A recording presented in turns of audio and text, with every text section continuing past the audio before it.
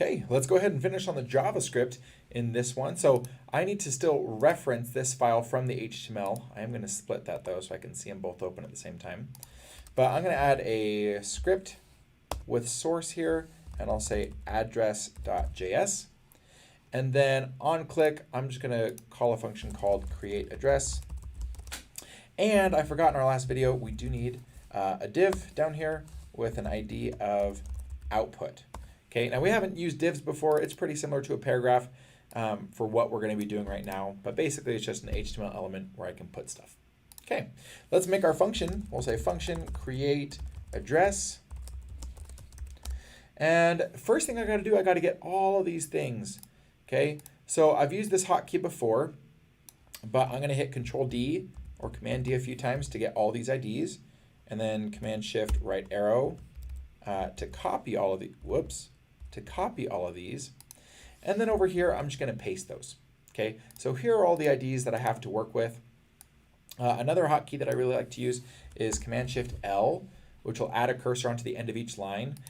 You can always look into your preferences and keyboard shortcuts, search for add cursor to end lines to see how you can do that if it's not the same. And then right here, I'm just going to say we'll go ahead and make a variable name. And then I'll say document.getElementById. Whoops. Let name equals document.getElementById. And then I'm going to paste again because we have the same IDs that we're working with. Then I'll hit end and then dot value with the semicolon. Oh, it auto-corrected that again. There we go.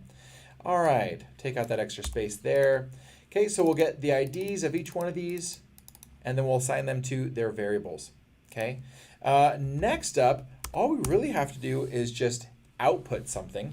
And so what I'm going to do is I'm going to make another variable. I'll say let message. I'll say let address equals an empty string. Okay. And then we'll use our little shortcut to just add to that. I'll say let's add a name, and then we'll say address plus equals. We'll add a space and an address or the street. Okay, and let's see what that looks like. Like that. Okay, so I'm going to make sure that all of this is saved, and then we'll come back over in our browser. And now if we type in something, we'll say name and street, city, state, and a zip. And make address currently isn't doing anything. Okay, so in our next video, we're going to go ahead and have this output to the form.